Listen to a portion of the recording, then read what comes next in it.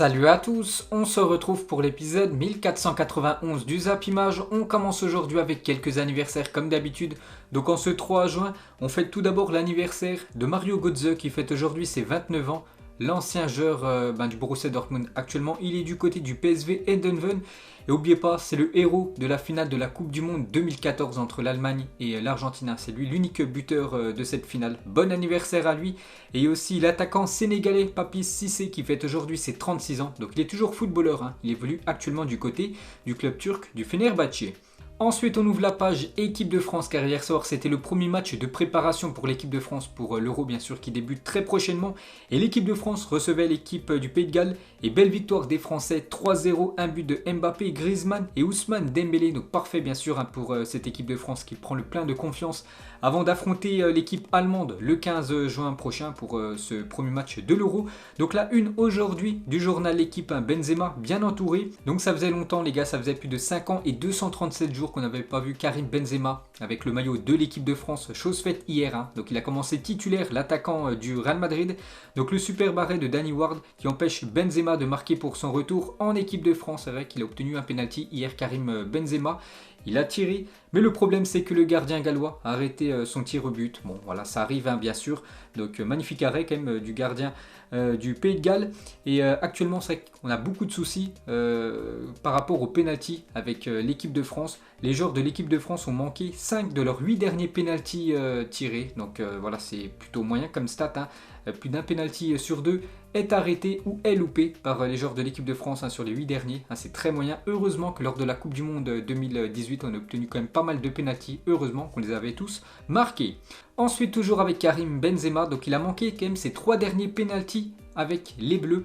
Donc hier contre le Pays de Galles et 2 en 2014 contre la Suisse et contre la Suède. Les 3 derniers pénaltys de Karim Benzema en équipe de France. À chaque fois ça a été échec bien sûr pour l'attaquant merengue. Il n'aura pas marqué ce soir mais il aura été très précieux au sein de l'animation offensive des Bleus. On sait qu'il est très important du côté du Real Madrid et il a fait ce qu'il fait du côté de l'Espagne hier avec l'équipe de France. Voilà, un jeu en une touche de balle très fluide bien sûr, Karim Benzema avec ses coéquipiers et même s'il n'a pas marqué hier, pour moi il a fait un bon match.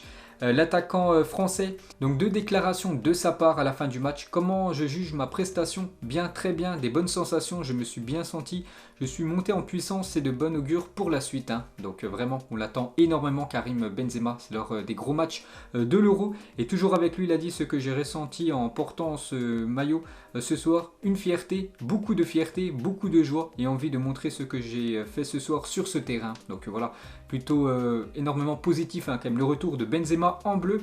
Et même le sélectionneur Deschamps par rapport à Benzema, Karim a été malheureux mais il a été bien présent avec son aisance technique. Un but lui aurait fait plaisir et moi aussi, mais il les garde pour après bien sûr en parlant de l'Euro, en espérant bien sûr que là il soit décisif, l'attaquant merengue. Et sur le Twitter Instant Foot, donc notez le match de Karim Benzema. Donc on avait le choix entre 4 choix, tout simplement, soit 1 étoile, 2 étoiles, 3 étoiles ou 4 étoiles. Donc la plupart des votants, il y a eu plus de 10 000 votants quand même, ont mis 3 étoiles sur 4. Donc un très bon match bien sûr de Karim Benzema. Ensuite on va parler d'un autre Français, lui aussi a été très bon hier. Et en plus décisif, un but et une passe D pour lui, c'est Kylian Mbappé. Donc déjà aujourd'hui il a obtenu la note de 8 dans le journal L'équipe, l'attaquant du Paris Saint-Germain. Et Mbappé s'est offert hier soir déjà son 17e but en équipe de France. C'est pas mal déjà, 17 buts pour Mbappé à seulement 22 ans avec les Bleus. Et Kylian Mbappé poursuit sa saison folle. C'est tout simplement actuellement sa plus belle saison en tant que footballeur professionnel, Kylian Mbappé en termes de statistiques. Donc actuellement il a déjà fait plus de 49 matchs, Kylian Mbappé, pour 44 buts et 11 passes décisives. Un Euro réussi et ça peut facilement aller chercher le cap des 50 buts et un trophée de plus dans l'armoire. Et vraiment s'il fait un grand Euro, bien sûr Kylian Mbappé, pourquoi pas prétendre au Ballon d'Or.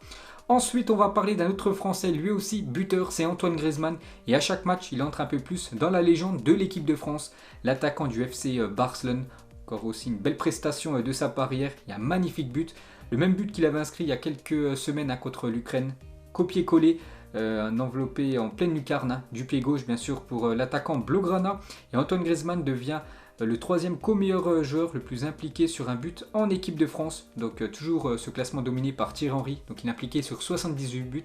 L'ancien attaquant des Gunners, donc Henry, c'est 51 buts plus 27 passes D. Le deuxième Platini, 41 buts plus 20 passes D. Et actuellement en 3e position, deux grands joueurs bien sûr, Zidane et Griezmann, hein, 31 buts et 26 passes D pour ces deux-là. Et toujours avec Antoine Griezmann, donc il a débuté hier soir son 47e match de rang sous le maillot bleu, un record dans l'histoire de la sélection. Ça fait 47 fois d'affilée qu'il est titulaire, Antoine Griezmann. C'est vrai qu'il est très rarement blessé comme Griezmann. Et à chaque fois, bien sûr, il répond présent lors des grands matchs. Ensuite, on va parler de Jules Koundé sur sa première en bleu. Donc il a joué la deuxième période à la place de Benjamin Pavard sur le côté droit de la défense. Ça représente beaucoup de choses. C'est la récompense d'un long travail. J'espère que c'est le début d'une longue aventure. En tout cas, je vais tout faire pour, bien sûr, s'installer dans cette équipe de France. Et l'étonnante demande des Bleus à l'arbitre. Parce que vous savez qu'hier, il y a eu un fait de jeu, bien sûr, le penalty. Et juste après, le carton rouge pour le défenseur gallois. Bon, ça aurait été mieux, bien sûr, qu'il prenne seulement un carton jaune. Bon, après, voilà, l'arbitre a suivi le règlement.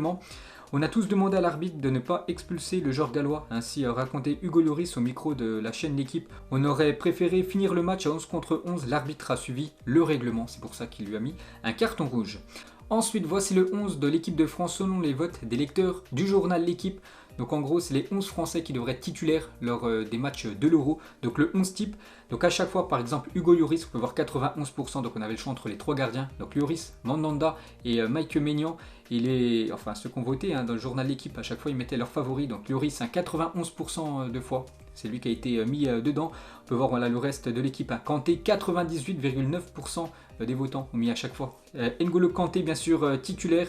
On peut voir quand même que c'est une équipe ultra offensive avec deux milieux. Donc Kanté, Pogba, mais surtout 4 joueurs offensifs. Donc Griezmann, Benzema, Mbappé et Coman.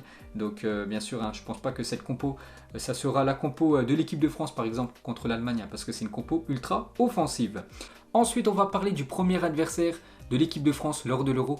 L'équipe de la Mannschaft et l'Allemagne hier jouait son match de préparation contre le Danemark. Score final 1 partout, un but de Neuhaus et un but de Poulsen, l'attaquant du RB Leipzig. On va parler cette fois-ci des Pays-Bas qui jouaient contre l'Écosse. Score final 2 partout. Et heureusement que Memphis Depay une fois de plus a répondu présent avec les Pays-Bas. Pourquoi? Parce qu'il a égalisé à la 89e minute et il permet bien sûr à son équipe de ne pas s'incliner contre l'équipe écossaise. Et encore une fois, Memphis Depay était décisif pour les Pays-Bas. Hier soir, le Néerlandais a inscrit un doublé et est désormais décisif à chacun de ses 6 derniers matchs internationaux. On peut voir les 6 derniers matchs de Memphis Depay avec les Pays-Bas, à chaque fois décisif. L'ancien joueur de Lyon, parce qu'il devrait quitter le club dans quelques jours. Ensuite, terminé, un but de l'inévitable cyborg Erling Haaland, marqué à la 92e minute, permet à la Norvège de battre le Luxembourg 1-0. Ensuite, il y avait aussi l'Angleterre hier soir contre l'Autriche. L'Angleterre aussi, grande nation favorite pour remporter cet Euro.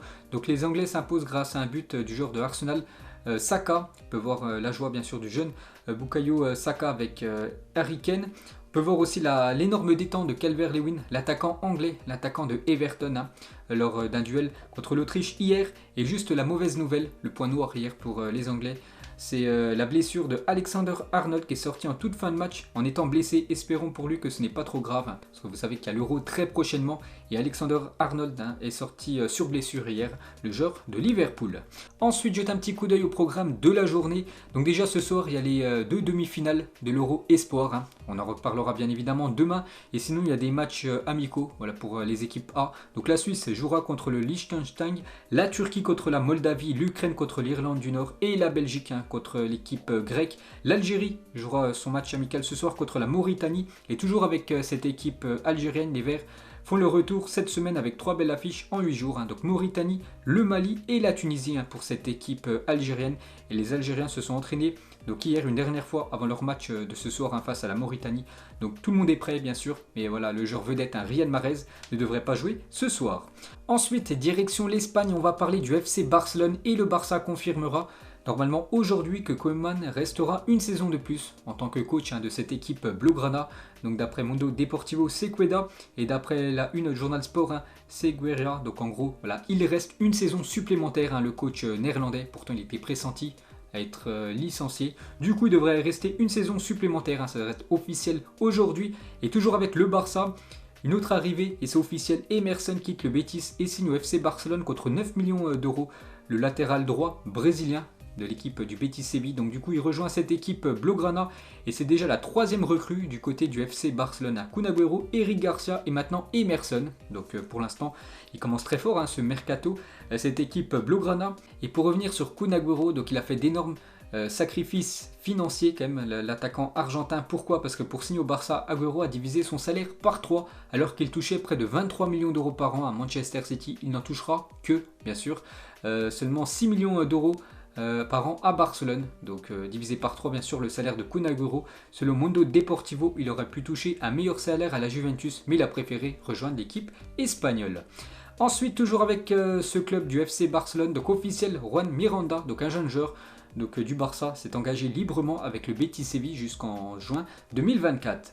Ensuite, des nouvelles de Ousmane Dembélé sur son avenir. Il a dit: je ne sais pas, on verra, on va se réunir avec la direction du Barça, j'ai le temps encore, je ne suis pas pressé, ils ne le sont pas non plus, on verra ce qu'il va se passer. D'abord, je suis totalement focalisé sur l'Euro. N'oubliez pas que la fin de son contrat c'est en juin 2022, donc l'année prochaine.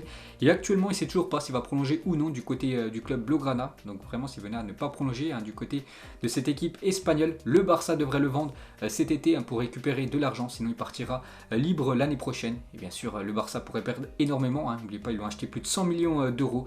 Donc Dembélé, pour l'instant, il ne sait toujours pas ce qu'il va faire. Il prendra sa décision à la fin de l'Euro. Et toujours avec cette équipe espagnole, donc on a parlé déjà de 3 recrues et normalement une 4e. Elle est imminente, c'est la signature de Memphis Depay au Barça est imminente. Le club a déjà réalisé sa vidéo de présentation et le contrat d'une durée de 2 ou 3 ans est prêt. Ensuite, on va parler de l'autre gros club en Espagne, le Real Madrid. Et hier, c'était la présentation officielle de Ancelotti avec Florentino Pérez. Donc voilà, Ancelotti, on le sait depuis 2 jours. C'est le futur coach de cette équipe du Real Madrid. Donc le Real Madrid présente Carlo Ancelotti. Et il faut réduire l'effectif en une du journal AS. Donc pas mal de déclarations du coach italien. Donc j'apprécie beaucoup Bale, Isco, Marcelo. Il y a un juge, c'est le terrain, ils doivent s'entraîner et prouver qu'ils peuvent encore jouer au Real Madrid. L'effectif est très bon, c'est un mix de joueurs avec de l'expérience comme Kroos, Bale, Benzema.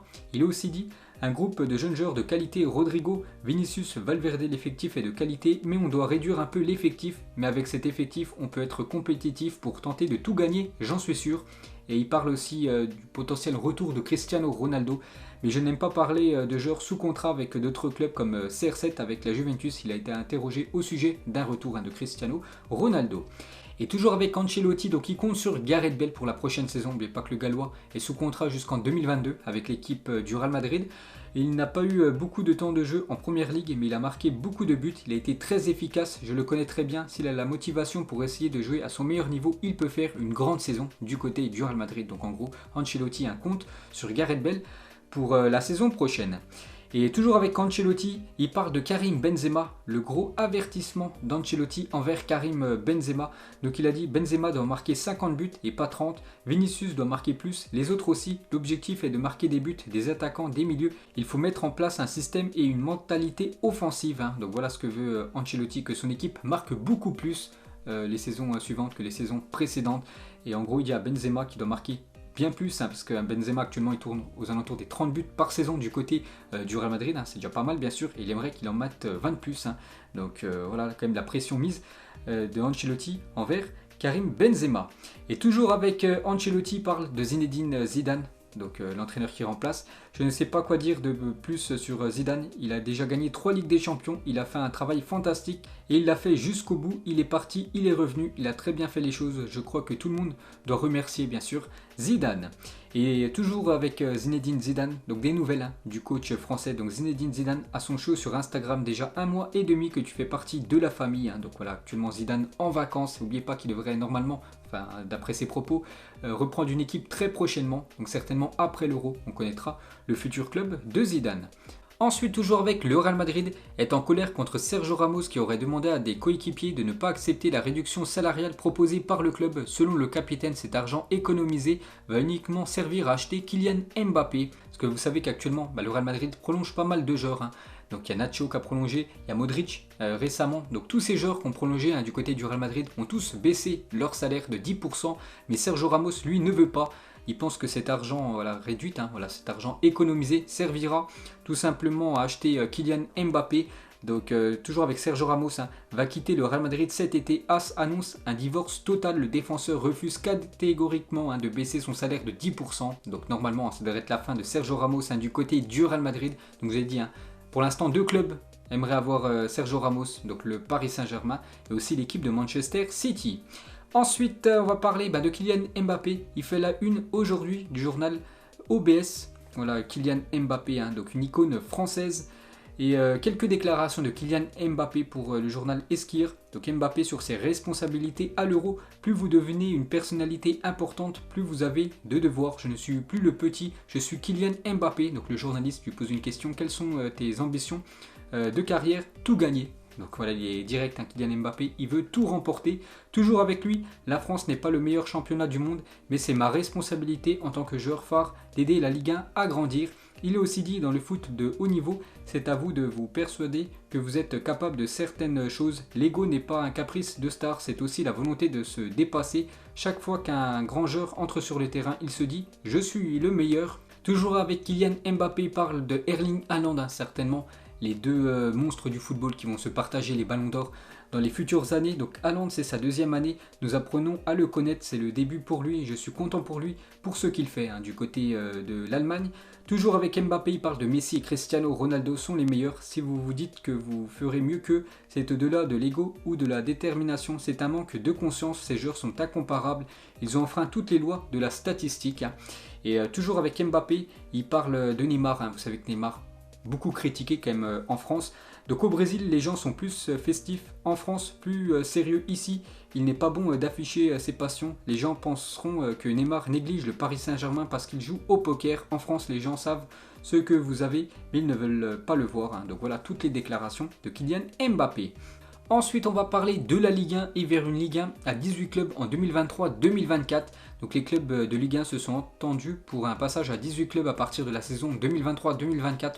Donc au terme de la saison 2022-2023, donc la saison juste avant, il y aura ainsi 4 relégués en Ligue 2 pour 2 promus en Ligue 1. Voilà, la Ligue 1 devrait passer à 18 clubs dans 3 ans tout simplement, et un peu comme le même format que le championnat allemand. Ensuite, le président de Manchester City annonce qu'ils vont recruter cet été. Donc il a dit après avoir remporté le championnat, ce n'est pas vraiment le moment de s'asseoir et d'être satisfait. Ce serait notre plus grosse erreur. Nous apporterons de la qualité à l'équipe dans quelques postes clés. Donc en gros, Manchester City, une fois de plus, va être encore actif sur le futur mercato. Ensuite, il y a 2 ans, jour pour jour, Liverpool célébrait son 6e titre européen. Quelle image, C'était le lendemain simplement de la finale de la Ligue des Champions entre Liverpool et l'équipe de Tottenham. Ensuite, il y a 13 ans cette fois-ci, José Mourinho était nommé entraîneur de l'Inter Milan. Donc ses stats, 108 matchs, 67 victoires, 26 matchs nuls et seulement 15 défaites. Et surtout un sacré palmarès pour José Mourinho du côté de l'Inter Milan. Donc une Ligue des Champions, 2 Serie A, une Coupe d'Italie, une Super Coupe et bien sûr élu entraîneur de l'année 2010.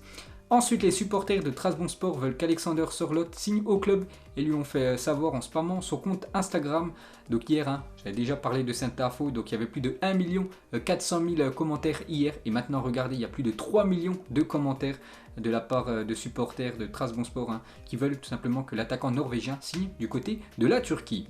Ensuite, la une du journal L'Équipe, donc version hier, est une référence à celle du 13 mars 2016 lorsque Deschamps avait déclaré au journal qu'il voulait Karim Benzema. Donc voilà cette une en 2016. Tous les pays nous l'envient. Et la une hier du journal L'Équipe, donc le même titre, tous les pays nous les envient, mais cette fois-ci on voit sur la une que Kylian Mbappé et aussi Antoine Griezmann. Et pour finir ce Zap Image, donc une question bien sûr par rapport à Karim Benzema avec sa première avec l'équipe de France, son retour bien sûr.